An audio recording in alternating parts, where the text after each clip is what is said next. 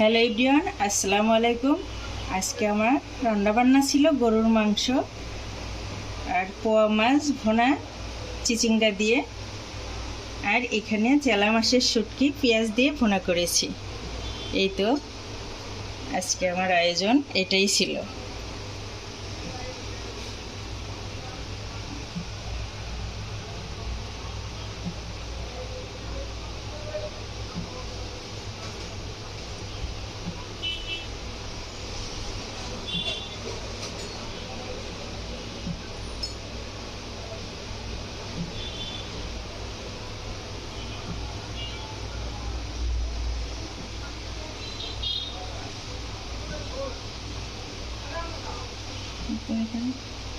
কাছাকাছি নিয়ে